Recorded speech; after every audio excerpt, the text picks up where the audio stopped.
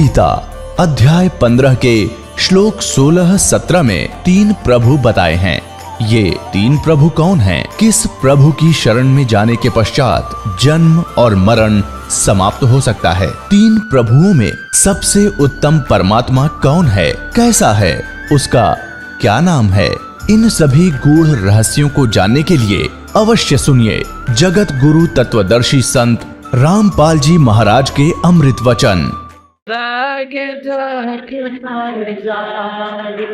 शब्द सेन सतगुरु की पहचान पाया अटल सुहाग रे। शब्द सेन सतगुरु की पहचान पाया अटल सुहाग नित्यानंद महबूब गुमानी परगट पूर्ण वाग परगट पूर्ण वाग रे। और बात तेरा काम न आवे तो संता शरण रे के सोए गफलत में बंदे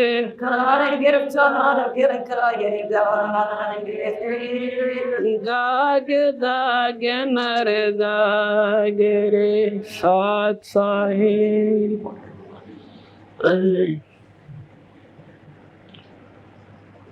अभी आपने सुना कि सत्संग में आनते जीवन शोधी आती है, जानकारी होती है, बस जल्दी लाइसेंस देर नहीं करें।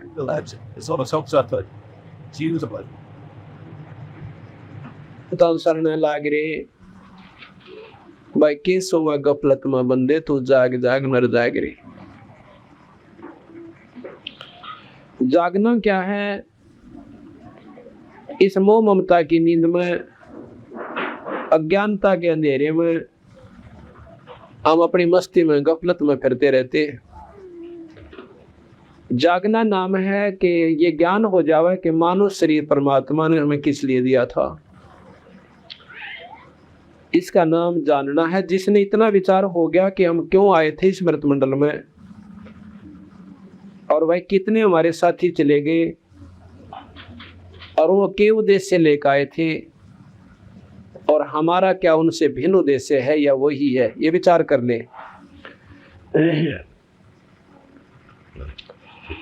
जिस प्रकार हम सुनते हैं कि भाई फलाने तारीख को एक एक्सीडेंट में और एक मारुति कार थी, ट्रक गेला मिट गई और भाई वहाँ पूरा का पूरा उसमें जितने भी सदस्य थे वो एक ही परिवार के थे, खत्म हो गए।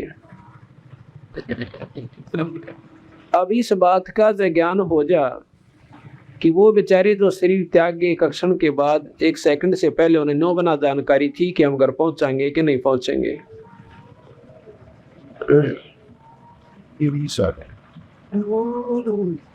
और वो बेचारे बहुत दूर तक की उम्मीद लाए बैठे थे कि घर जाकर न्यू करेंगे, क्योंकि कार तो इसलिए ली जाती है कि जल्दी काम हो और जल्दी घर पर पहुंचे। लेकिन उन बेचारा नो भी ना ज्ञान था कि हम घर पहुंचेंगे कि नहीं पहुंचेंगे। शरीर छोड़ के चले गए।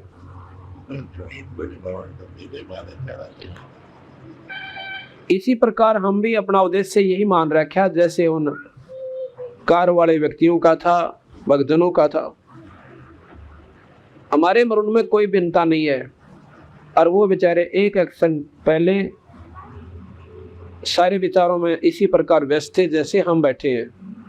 1 सेकंड के बाद कुछ भी कोई ना पाया, ना कार रही ना शरीर रहा और मकान था पर छुट गए जब शरीर ना रहा और वो बैंक बैलेंस कोठी वो सब पराई होगी। अब ये जागना है कि भाई एक दिन हमारा भी ऐसे ही किसी समय भी यहाँ से जाने का समय आ जाएगा और उस समय आने के बाद एक क्षण भी हमें यहाँ पर नहीं ग्रहण दिया जाएगा कतई भी।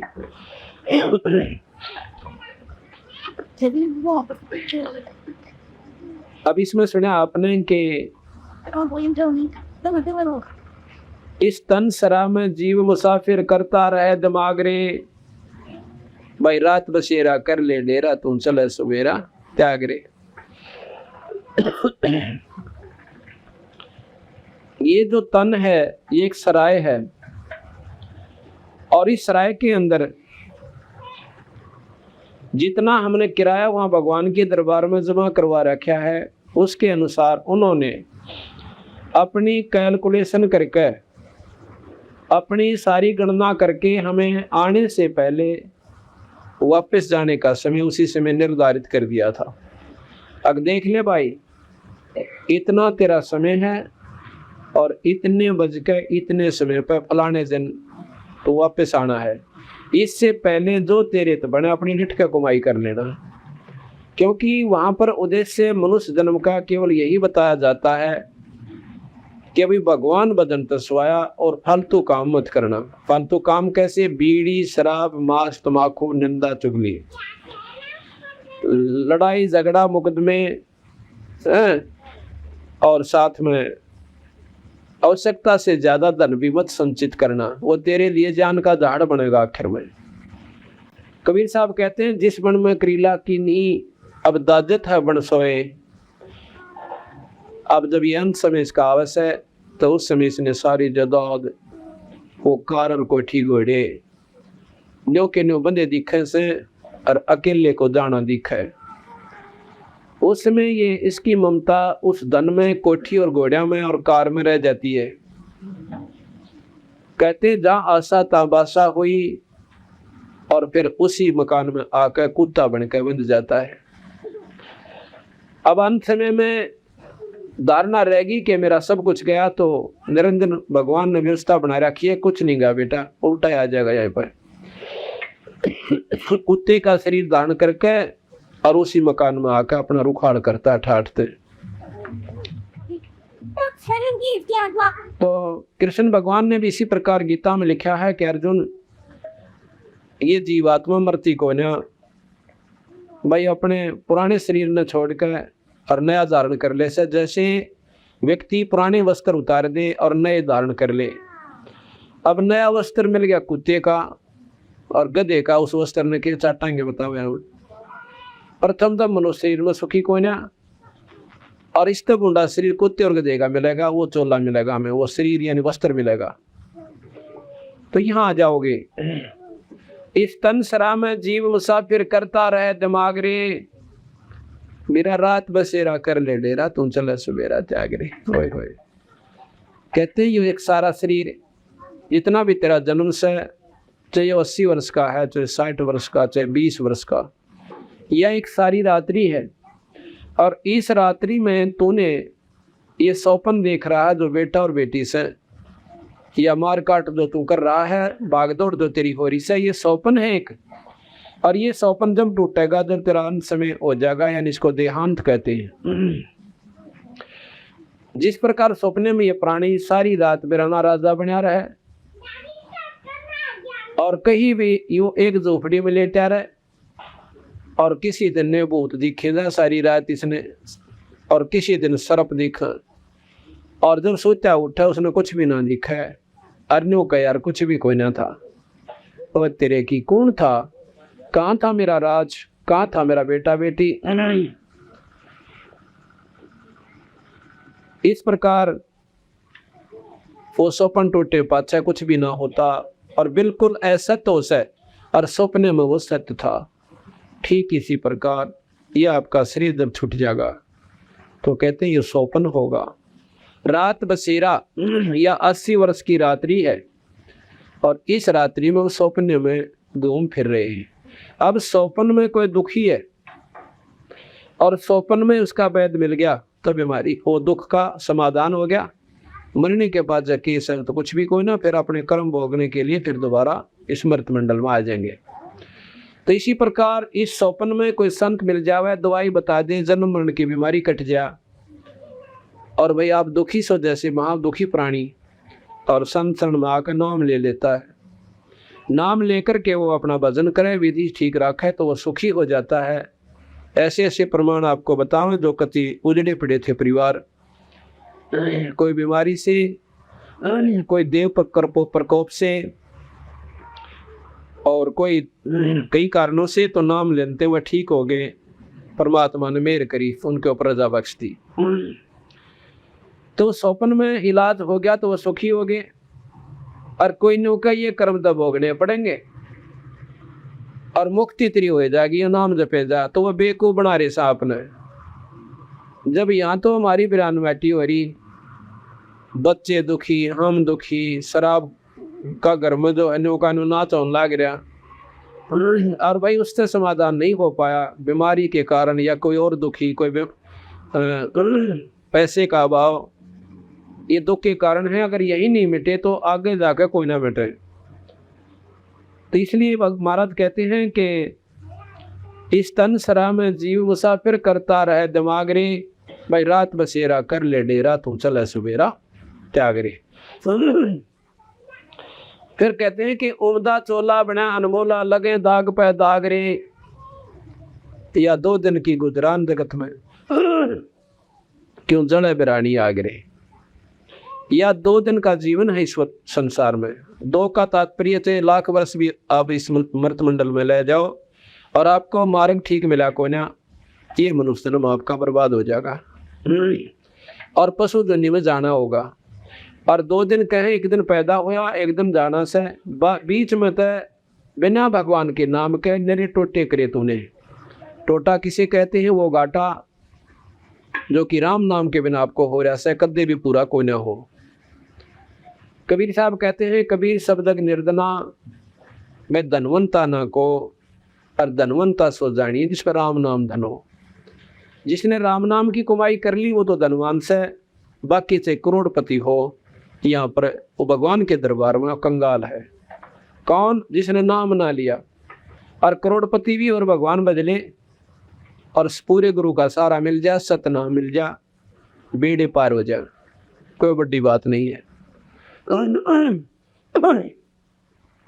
तो कहते हैं उमदा चोला बना अनमोला, लगे दाग पे दाग रे, या 2 दिन की गुजरान जगत में जड़ बिरैनी आग रे। आज हम अपने बच्चों को सुखी रखने के ताई दूसरा का ये भी ना देखते कि हम किसका धन लूट रहे हैं, किसको दुखी कर रहे हैं, लेकिन अपना आपा सुखी हो जा। आप कहीं जाकर देख लो, को तो 2 रुपया की वस्तु के 100 मांगे, लेकिन अंत जब होगा ना उन व्यक्तियों जब देखा कि ये बनेगी उनके संग में। एक बार मैं ये माइक लेने चला गया किसी दुकान पर, नाम तो नहीं बताऊंगा, पर परमात्मा सारी ये माइक लेने चला गया मैं। इस माइक के उसने 350 रुपये जो भी वो पैसे लिए वो तो ले लिए, ठीक हो गया। मुझे मालूम नहीं था और मैं सत्संग करने लग गया था। अपना आप पर सामान खरीदा करता सारा अपने ही पैसों से, खेतों मालिक के ही, पर उससे मैं नौकरी करता था, सर्विस करता था। और मैंने ये भी कह दिया भाई सत्संग के लिए ले, उसको हो सकता है कुछ नरमा जावे हो, और मैं दोषी ना होऊंगा कि इसने नोना बेरा पटाक सत्संग खातर ले था। वैसे तो चाहे सत्संग खातर लें और चाहे बिना सत्संग के लिए लें, सम दृष्टि होनी चाहिए भाई, अपना जो नीम ठीक रखना चाहिए हमने।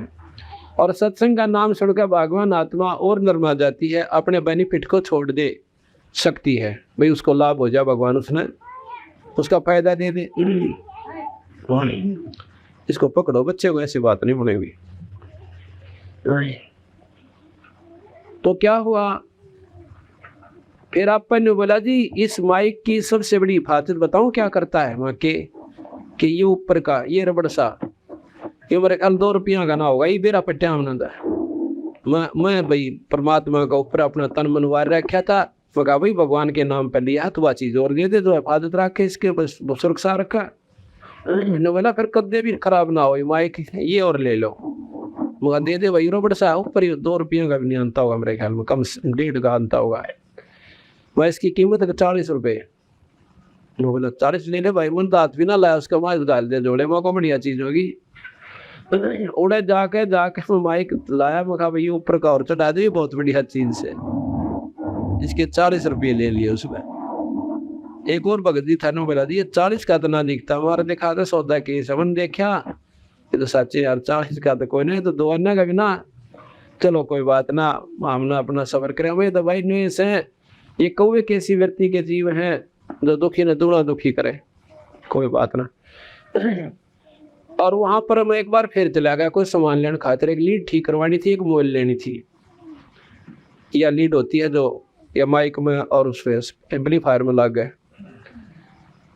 उसी दुकान पर फिर जाना पड़ गया 2 महीने के बाद। मैंने उसको कोई जिक्र ना करा, वहां जब इसकी इतनी कॉमन वृत्ति है तो और ले लेगा, लूटने देश ने कितना लूटेगा। तो वह लीड बनवाई, तो अपने रिश्तेदार से बात कर रहा है, लीड को ठीक करता करता। और परिवार ठीक है? वो कहता है क्या परिवार ठीक से, बस मैं जानू से मेरे गेलियाँ की बनेगी। अब क्या हो गया? कहते हैं एक ही लड़का है और 4 लड़कियां। लड़का 7-8 वर्ष का है और उसको वो जो है कहते उसका खून बदलवाना पड़ता है, और माफिक नहीं मेरा खून चढ़ा है। मतलब महीने में 2 महीने में उसका खून बदलवाना पड़ता। वो छोटे लड़के का 2-3-4 साल का बता है, 5-6 साल का, इतना मुझे खास याद नहीं। महीने में 2 महीने में अपना खून देना पड़ा था उस लड़के को, और दवाई चल रहा है रोजाना। ईब दिल्ली गया हुआ, सीरियस हो रहा है, और कल मैं खून दे के आया उसने। और कम से कम भी नहीं गए थे 50,000 रुपये ला के जब करना होगा, इतना खर्च हो जाएगा। और मैं उस परमात्मा से कनेक्शन मिला रहा है, बंदी छोड़ तो दूर कोई ना, या तो कर्म फोड़े और वहाँ पैसा वो जोड़ा जाड़ा नो जान लाग रहा, सब मोरी ला दी भगवान ने उसके, कोई काली नहीं आई। मखा बंदी छोड़ी, इससे जोगे हैं। वहाँ लूट कर राजी हो गया, और वहाँ परमात्मा उसके लगे खेल खेल रखा है कि एक लड़का और उसका खून पीवे, 3रे महीने या महीने में बदलवाना पड़ता है, और लाखों रुपये नहीं होगा। तो ला लिए मैंने, कोई रात नहीं मिलती। आखिर में फिर पता चला कि वो खत्म हो गया वो लड़का। कहते हैं कुबद कांचड़ी चढ़गी चित पे तो हो गया मनुष्य नागरे, और सूझे नहीं सदन सुख सागर बिना प्रेम बैरागरे। इन बातों का ज्ञान हो सत्संग मानता है, और सत्संग ना मैंने सोचा देखी जाएगी, कोई समय होगा तो चले जाएंगे। और जो बंदी छोड़ परमात्मा की शरण मांगी, उनको मार्ग मिलेगा, उनके दुख दूर होंगे, उनका जीवांत बहुत सुथरी तरीका होगा, जीवन का जो अंत होगा बरैन माटी ना होए।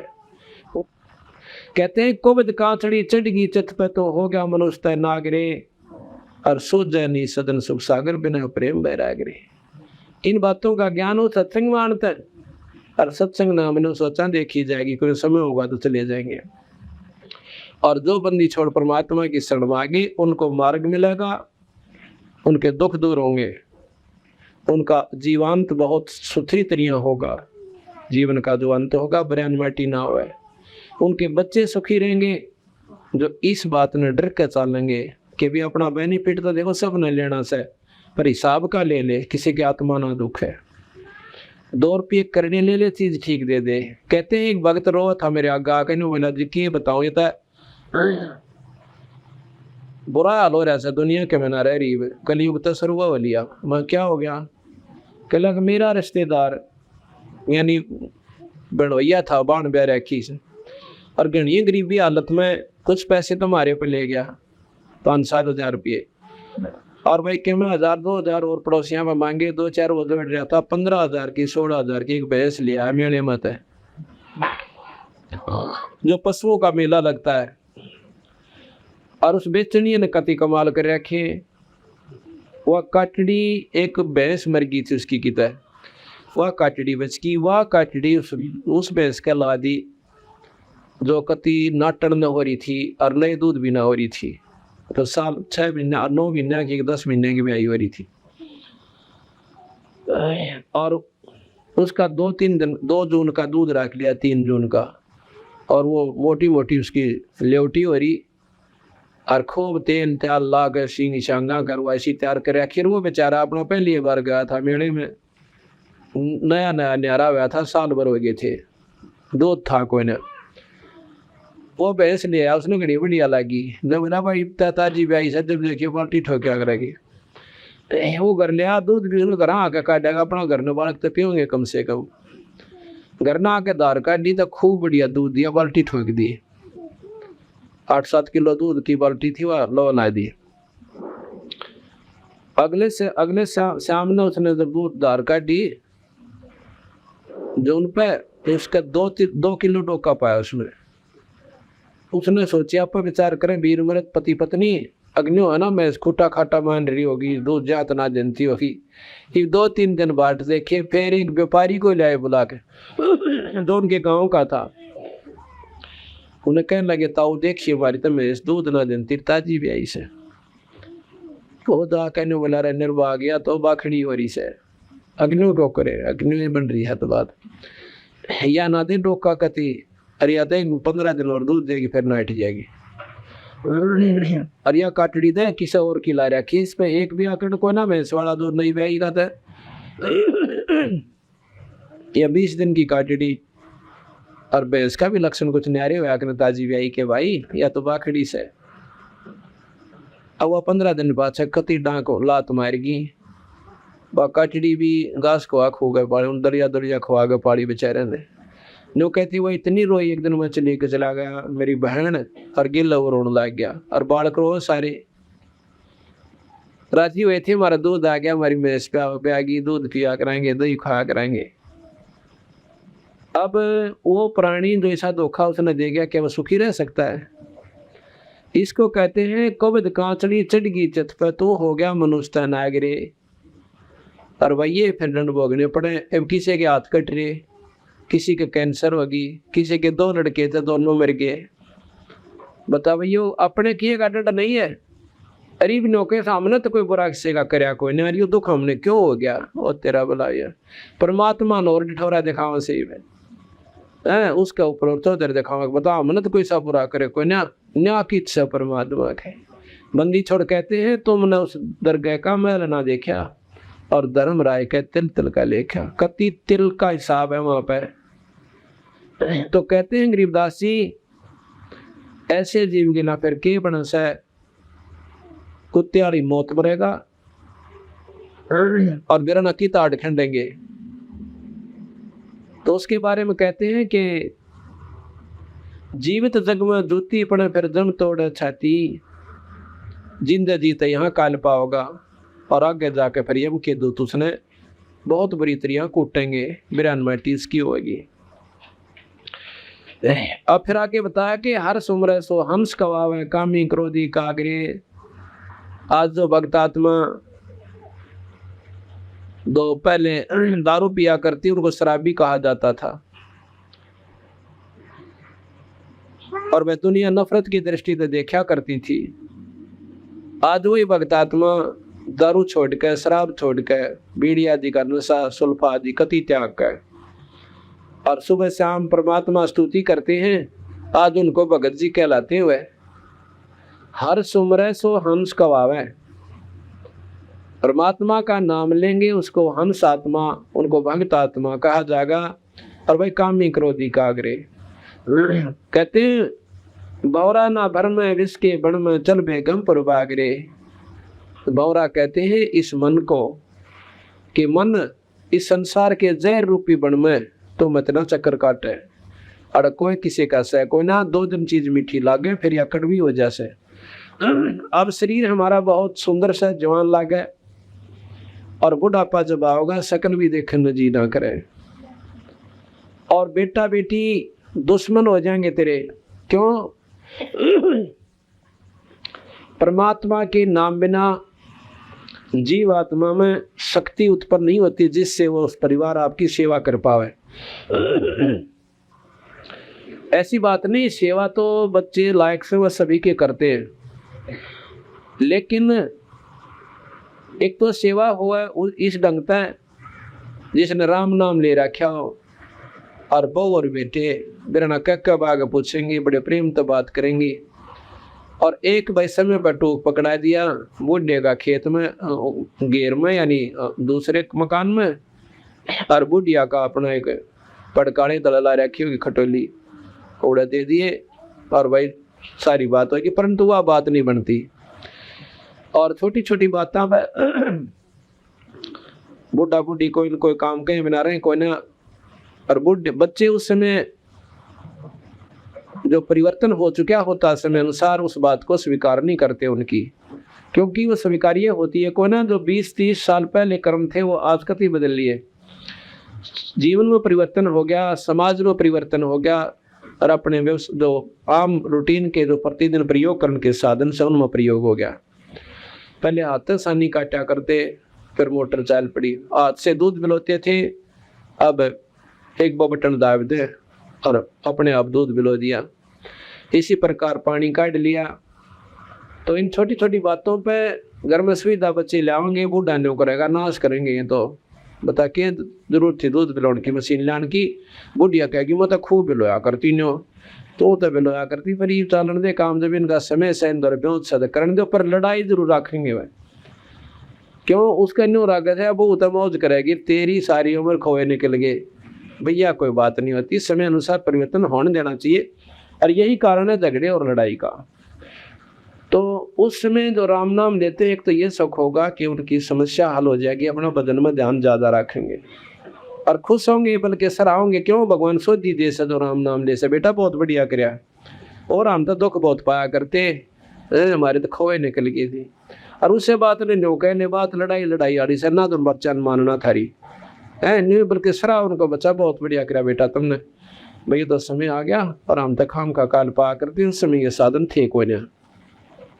तो कहने का भाव ये है कि जैसे वाल्मीकि एक रत्नाकर नाम का डाकू था, ब्राह्मण जाति थी, और भाई कुसंगत ने बेचारा ऐसे रास्ते पर ला दिया कि दुनिया थू क्या करती, व्यक्तियों को मारता था, फिर उन्हें लूटा करता था। अब एक दिन संत आत्मा ऋषि जन वहां पर चले जाते हैं। अब वो चले जाओ थे, रास्ते में उन आवाज दी डाकू ने कि रुक जाओ रुक जाओ। वो अपना चलते रहे, कोई ना रुके। उनका सामने से आगे जाके सामना रोक लिया, और अपना जो ले रहा था हथियार वो दिखा कर बोला रुक जाओ। तो ऋषि बोले भाई हम तो रुक गए, ले डट गए। पर भगत तो कद रुकेगा, ये और बता दे क्या मतलब, कि जो ये पाप कर्म तो कर रहा है तो भोगने पड़ेंगे।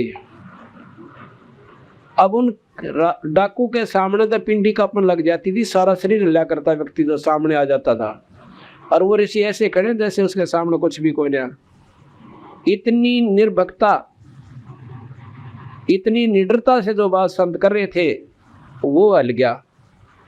अकबैये तो कि मैं तगड़ी शक्ति से, जब तेरी माड़ी परवाह ना करी, और संतों के दृश्य से आत्म जागृत हो जाता है, अंतःकरण पर जो नीचता का पर्दा गिर जाता है वो हट जाता है। संतों के दर्शन से उसमें ये चेतना आ गई तो सच्चे कर्म तो गलत कर रहा है। कहने लगे इतने भोगने पड़ेंगे भाई आपको। तो क्या कहता है कि क्योंकि विद्वान परिवार से था, लेकिन माड़ी संघ ने उनको एक इतने महान आत्मा को और कितना नीच कर्मों बला दिया था। इतना ज्ञान शास्त्रों का उसको था कि अभी माड़े कर्म का भोग तो भोगना ही पड़ेगा, पर इतनी अज्ञानता कर रहा था, ने बोला जी मैं अकेला थोड़ा ही भोगूंगा, इसमें तो मेरे परिवार वाले भी भोगेंगे। अगर नहीं, आप जहर खाओ सो आपने ही भोगना पड़ेगा। कहने लगा भाई मैं तो ना मानू इस बात ने, कि अपने बच्चा पर पूछा, अगर मैं पता करके आता हूँ।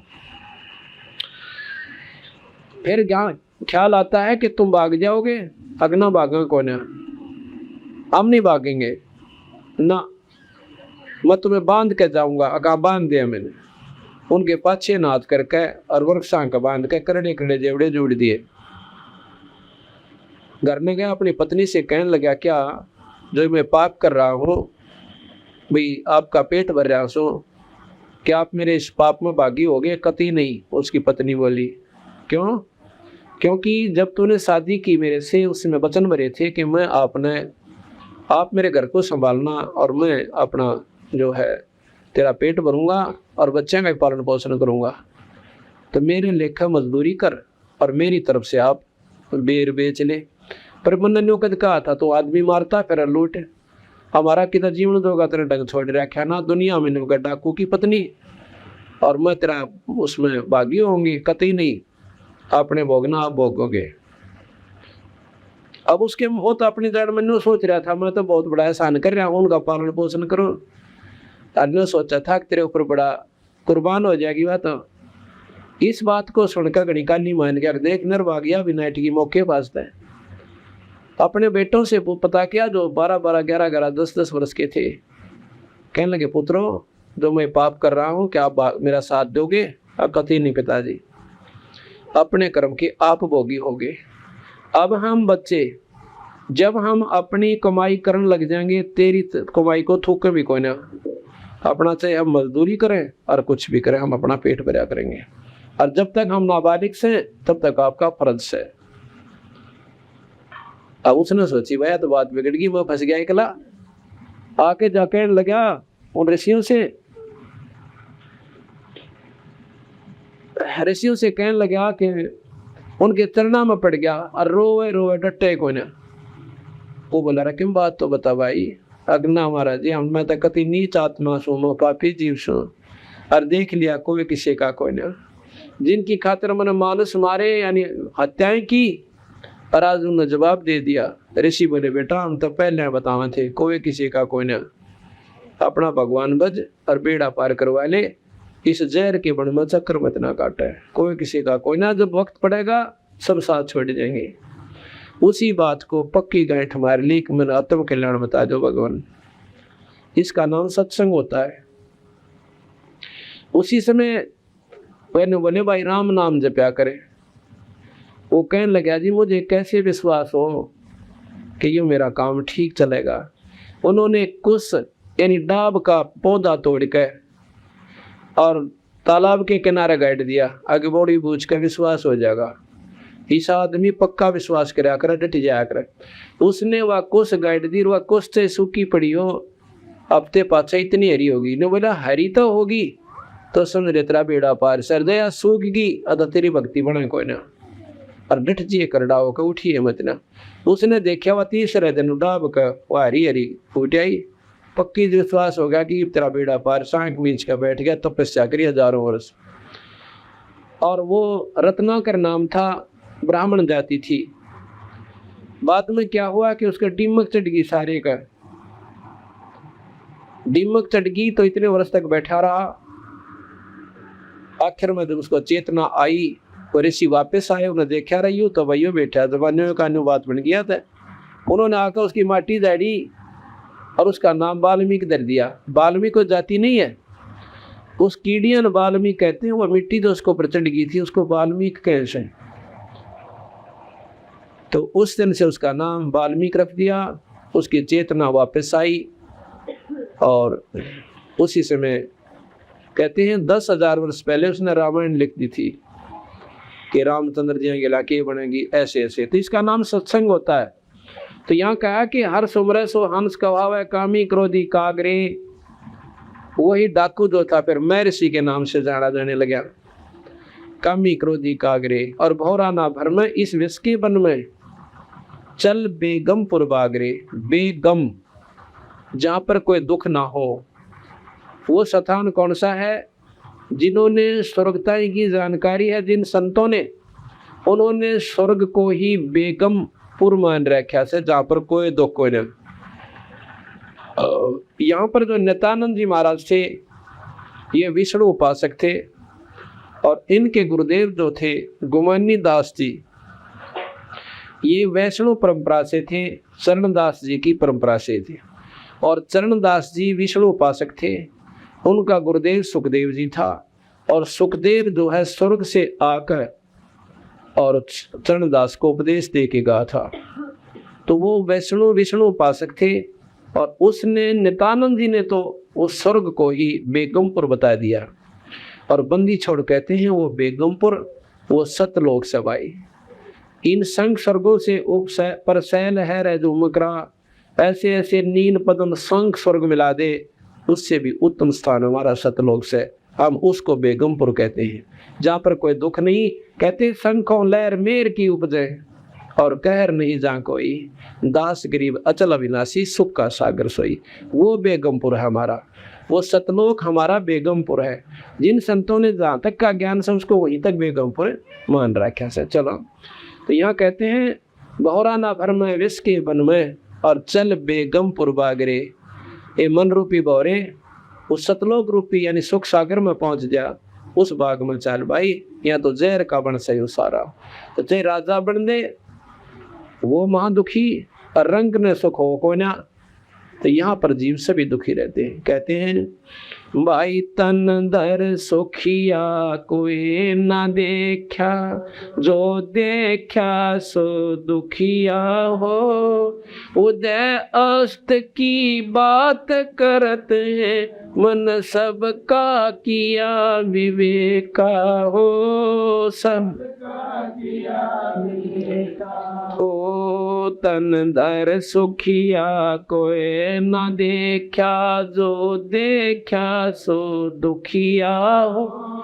उदय अस्त की बात करत हैं, मन सबका किया विवेका हो।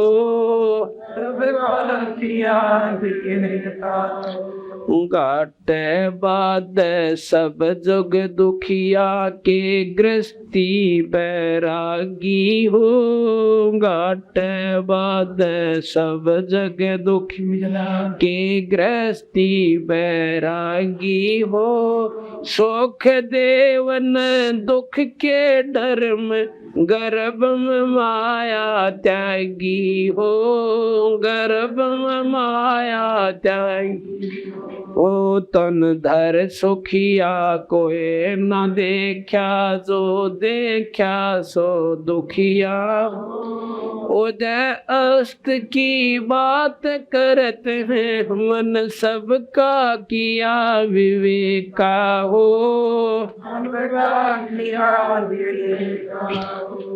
जंगम दुखिया जोगी दुखिया, तपसी को दुख दूना हो। जंगम दुखिया योगी दुखिया, तपसी को दुख दूना हो। आशा तृष्णा सब में व्यापे, कोई मैल ना सोना हो। कोई मैल ना सोना हो। तन धर सुखिया कोई ना देखा, जो देखा सो दुखिया। उदय अस्त की बात करते हैं, मन सबका किया विवेका हो।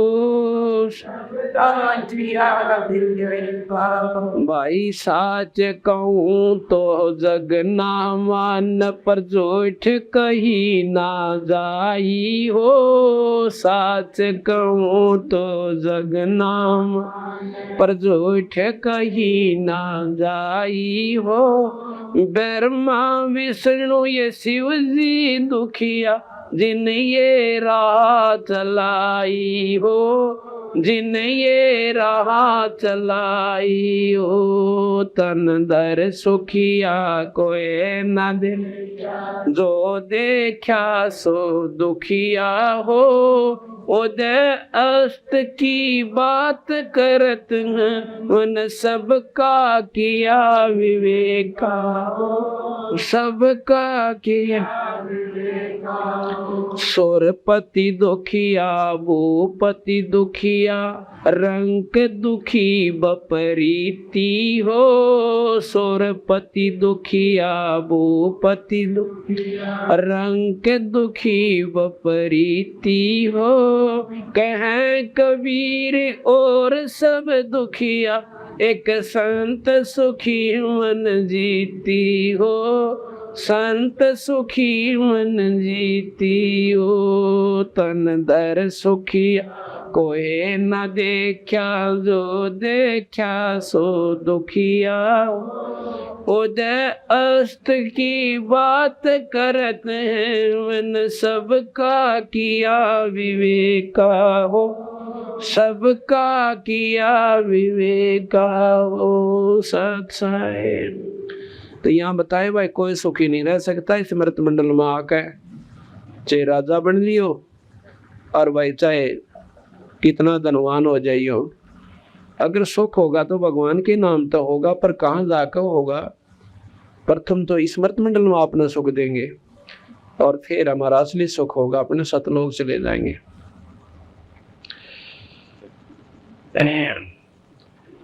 अब सत्संग किसे कहते हैं? सत्संग के अंदर आत्म कल्याण के बारे में पूरी जानकारी हो। हम कोई कथा सुन लेते हैं रामायण महाभारत की, उसका आत्म कल्याण नहीं हो सकता आपका। ना तो जन्म मरण मिटे और ना ही आपके दुख दूर हो। आप महाभारत में पढ़ के देखो, उसमें शिवाय लाठा बाजने कोई काम नहीं, नरी लड़ाई, उसने वो मार दिया, उसने उसका तीर मार दिया, और भाई एक जायदाद के ऊपर सारा बिगन हुआ। इससे सिर्फ हमें शिक्षा मिल सकती है कि भाई किसी भाई का बंटवारे में रोड़ नहीं करनी चाहिए। अगर करेंगे तो उसकी राड जागेगी तो फिर ना के कुकरम हो जाएंगे और वह न्यों की नुदरी रह जाएगी। जिस इंद्रप्रस्थ की खातिर, जिस दिल्ली के शासन के लिए कौरव पांडव कट के मर गए, आपस में लड़ झगड़ के, वो किन्हों के नुदरे रह गए, उनमें काग बोलने आज। वह कौरवों का नाश हुआ और पांडव कहाँ मर गए? हिमालय में गड़ के, वो भी छोड़ गए। और उनका एक बच्चा था, वो पोता जो युधिष्ठिर का उनका था, अर्जुन का, राजा परीक्षित, उसके सांप लड़ा, वो भी उनसे जाता रहा। तो गया तो स्वर्ग में कहते हैं कुछ समय के लिए, लेकिन कर्म दोनों भोगे होंगे। पाप भी भोगेगा जितने दिन वो राज कर गया, और कुछ उसका स्वर्ग का संस्कार था, बाकी वो स्वर्ग में चला गया, फिर उसके बाद नरक भोगेगा। अब आप और किसी कथा ने सुन ली भगवान विष्णु की, विष्णु पुराण पढ़ के देखो, ये मेरे पास आपने सुनाऊंगा काले, या जब भी समय आऊगा तो उसका नंबर आएगा सुनाएंगे। उसमें क्या लिख रखा है कि भगवान विष्णु शिव जी ने शिव पुराण पढ़ो थे, विष्णु पुराण, उनके उसमें के उन्होंने कार्य किए, क्या क्या उनमें शक्ति थी, और उनके सारे जीवन चरित्र है। ये भगवान विष्णु के जीव चरित्र ने आप लाख बार पढ़ लो, और भगवान शिव जी की जीवन चरित्र शिव पुराण ने करोड़ बार पढ़ लो। आपका जन्म मरण कति नहीं मिटा, कुत्ते बनता नहीं बच सकते, आपको कोई लाभ नहीं होना। सिर्फ उसने अपने आपके इष्ट की महिमा का, उसकी की हुई लीलाओं का केवल ज्ञान होगा, पर वह कुत्ते बनते ना बचो। आप गीता जी ने करोड़ बार पढ़ो, ज्ञान हो जाएगा, पर लग 84 ना मिटे। वो किस तरह मिटे? वो कोई संत मिले जो कि सतमार्ग दर्शक हो, और एक ऐसा मंत्र दे जिसका आपका प्रथम तो अंतःकरण साफ हो। अंतःकरण साफ होना आशी खेल रही है। कुछ अंतःकरण साफ होता संतों के दर्शन में कुछ पाप कट जाते हैं, और भाई कुछ होया करे सत्संग में सेवा करने से, और कुछ पाप कटेंगे आपके। आप सुमन करोगे, धर्म करोगे, और जो सही खतरनाक जो कर्म से वो मंत्र से कटते हैं, नाम से, सुमन से। और उसके बाद आपको एक सतनाम रूपी जो सारनाम रूपी जो चीज दी जाएगी, वो आपको परमात्मा से मिलाओगी। तो इस प्रकार हमने कोई ऐसा संत ढूंढना चाहिए। अगर आप मान लो भगवान विष्णु की भी साधना करने चाहते हो तो विष्णु पुराण पढ़ने से कोई काम नहीं आपका हासिल हो सकता। एक नाम लो जो कि भगवान विष्णु का सत्य नाम है। वो सत्य नाम कौन सा है? वो हमारे पास है। और अन्य नाम उसको गिरधारी कहो, गोवर्धन कहो, उसको क्या नाम गोपाल कहो, उनको कुछ भी उसका नाम मुरारी धर लो। ये नाम उसकी पाउन के कोना, उस तालाब लेड़ के कोना। जैसे एक व्यक्ति के 20 नाम हो जाए, कोई मामा कहे, कोई फूफा, कोई जीजा, कोई कुछ, किसी का साला, किसी का चाचा ताऊ, वो उसके नाम को ना, वो तो इसके विशेषणात्मक शब्द हैं, वो न्यारी संज्ञा है। नाम जो है वो उसका एक और है, उस नाम से उसका पूरा लाभ आपने प्राप्त होगा, उसने ढूंढ सकते हो। कहते हैं एक गांव में कोई शादी थी उनके घर पर, किसी व्यक्ति के पर, और 4-5 व्यक्ति आ जाते हैं नारे नारे गांव से। एक कहता है कहाँ जाना है? कि मैंने अपने मामा तो मिलना से। मामा का कोई नाम भी होगा कि ना, मामा तो मिलना से। एक का हमने फूफा से मिलना है, एक का हमारा जीजा से, और एक का हमारा साला है, थोड़ा भाई वे रखा है। तो वो भाई ने बोले तुम आचे बेवकूफ इकट्ठे हुए का, तो उसका नाम बताओ। बाबू मतलब उदाहरण है एक ऐसा, मतलब ऐसा हो जा तो उसका असली नाम कोई और है, उस नाम से वो ढूंढा जा सके, उन साला मामा फूफा जीजा कर दे कोई ना पावे। तो ये जो भगवान के मुरारी किसे कहे हैं, जो राक्षस न मार दे उसको मुरारी कहे से। गोपाल कहे जो गौओं का पाड़ी जावे। और भाई गिरधारी जो पाड़ न ठा ले, गिरधर जो गिरी के हैं पर्वत, और धर्म धारण करने वाला गिरधर नाम धर लिया। और फिर के धर लिया कि एक बार भगवान विष्णु कृष्ण जो है काल्यवन के आगे, क्योंकि एक बार काल्यवन ने मथुरा पर चढ़ाई करी थी 18 करोड़ सेना लेकर, तो भगवान कृष्ण वहां से युद्ध छोड़कर भाग लिया, रण छोड़कर। रण कहते हैं युद्ध क्षेत्र को, रण को छोड़कर भाग लिया तो कहते हैं मुचकंद उसके पीछे भाग लिया ना, वो काल्यवन। तो भगवान कृष्ण एक गुफा में घुस जाते हैं, उसमें एक मुचकंद नाम का राक्षस राजा, जिसके पास सिद्धि थी कि 6 महीने सोया करता, 6 महीने जाग्या करता, और जाग्या करता उठे पाछे अले लठम लठा रहा करता, लड़ाई करता था दूसरे राज्यों के लिए राजाओं के साथ, और 6 महीने सोया करता था। उसके पास ऐसी सिद्धि शक्ति प्राप्त था वो कि अगर उस निंद्रा के दौरान 6 महीने की उसकी सोने के समय में कोई उसने जगा दे तो उसकी आंखों में अग्नि बाण छूटा करते, इतना क्रोध होता था और सामने वाला भस्म हो जाता था।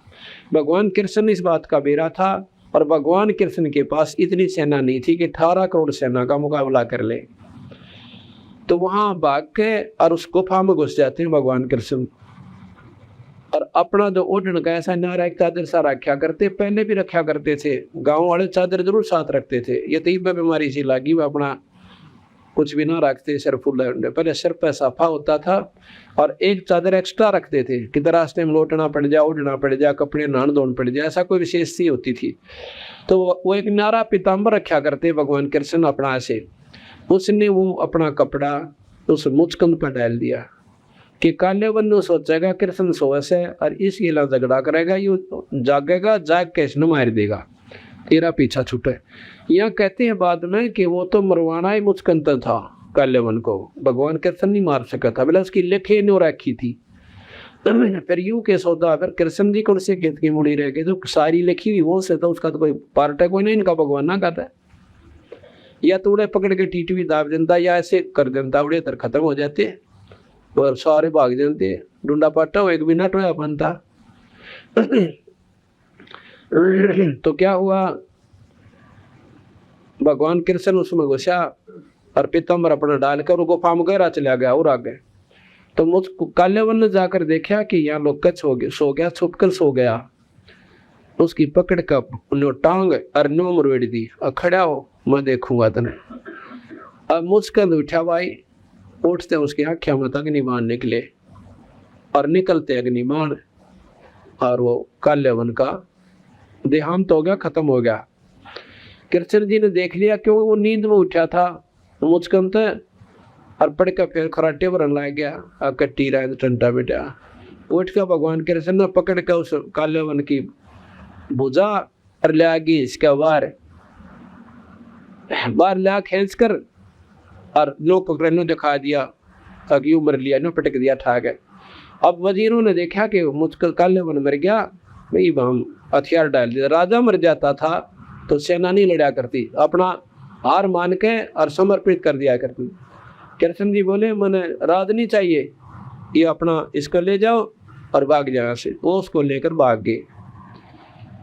तो उस दिन के बाद भगवान कृष्ण को रण छोड़ भगवान के लागे, देखे सुथरा नाम दिया।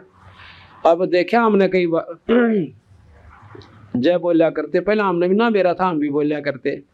क्या कहते थे, बोलो रण छोड़ भगवान की जय। बहुत सुथरा नाम दिया, रण छोड़। जो युद्ध में भाज गया कायर तक कया को ना, इन्होंने बोलो रण छोड़ भगवान की जय, अले वो फिर वो संज्ञा और दे उस मालिक को, यानी उसको भगवान मान लिया। तो भगवान ने सहते वो कि मैं भी कर रहा से, कुछ भी कर रहा से। अब हम अपने भगवान कबीर साहब गरीबदास की महिमा बताते हैं। एक बार गरीबदास जी इस करोथा गांव से, क्योंकि गरीबदास जी के पूज्य पिताजी यही के रहने वाले थे, ब्याह रखे थे छुडानी बलराम जी, और उनकी माता श्री का नाम रानी था, जो छुडानी की लड़की थी। तो वहाँ घर जमाई रहा करते थे। तो गरीबदास जी वही पैदा हुए थे 12 वर्ष के बाद, लिखा जीवन चरित्र में, वहाँ रहने के 12 वर्ष के बाद। तो महाराज जी जब 20-22 साल की आयु के थे, जवान थे, घोड़े पर बैठ कर अपने क्रोध थमाया करते। पहला साधन ऐसे थे, रईस आदमी थे, महाराज के 2,500 बीघे जमीन थी, अकेले पुत्र थे। तो घोड़ा लेकर वो क्रोथा गांव में आए हुए थे, और क्योंकि उनके सारे भाईचारा जितने भी थे यहीं पर थे, को ब्याह शादी होती थी यहीं से संपर्क होया करता, वो ब्याह शादियां आते जाते थे, यहाँ के लोग वहां जाया करते थे। तो यहाँ पर जब वो आए हुए थे किसी कामवश, तो जब वो भगवान यहाँ से वापस जाने लगे छुडानी में, ये डीगल गांव यहाँ से 1.5 किलोमीटर की दूरी पर है। यहाँ पर बहुत बड़ा वन होता था, बहुत खतरनाक वन था। कहते हैं उस वन में एक सजना नाम का खतरनाक डाकू रहता था, वो पहला गोली मारा करता और पीछे लूटा करता।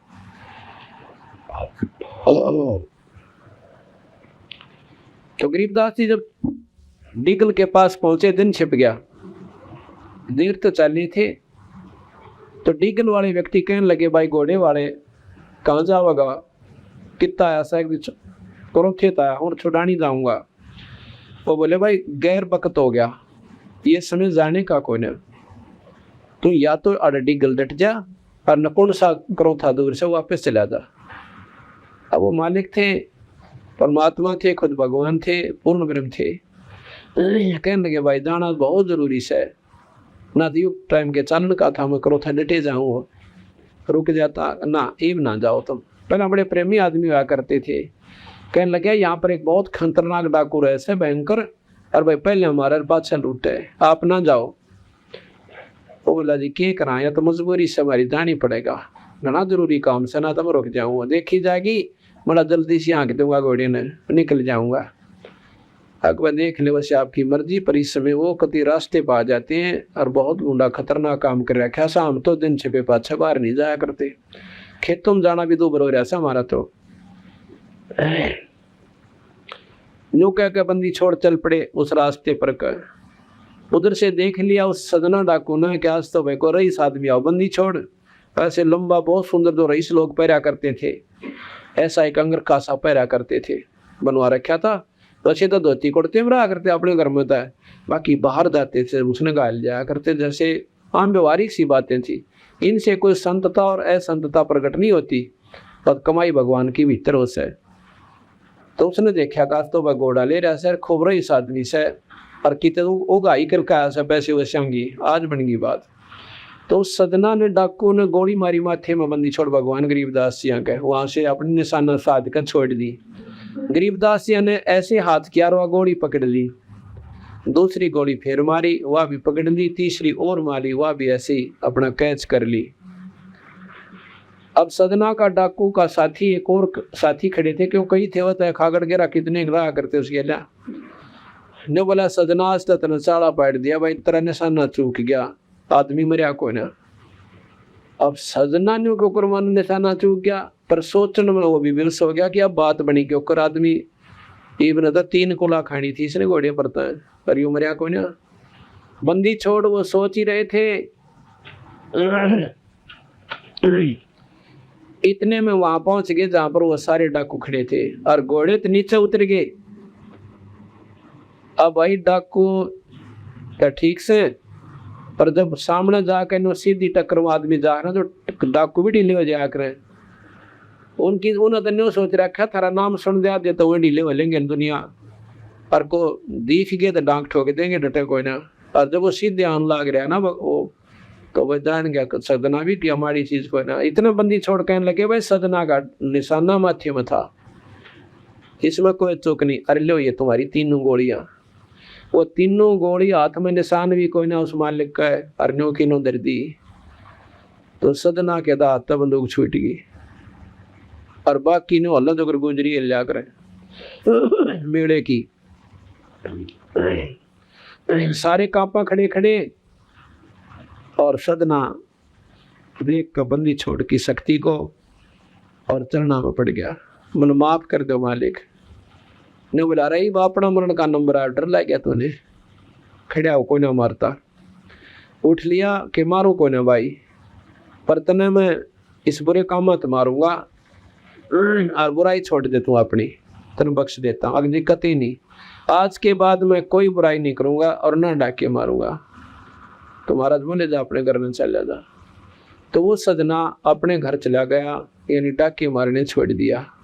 ग्रंथ साहब में लिखा है न, उसमें जीवन चरित्र में लिखा है कि वो बालुट का रहने वाला था सजना, और फिर अपने पोते जमुना को गरीबदास जी के जाकर ने बोले महाराज जी मैंने आपका चढ़ा दिया। ने बोला भाई मैं ना चढ़ाया करता, मैं कोई कान पड़वा थोड़ा बैठा हूँ, को डेरा है मेरा, हमारा काम है अपने घर में भक्ति करो। इस बच्चे ने ले जाओ।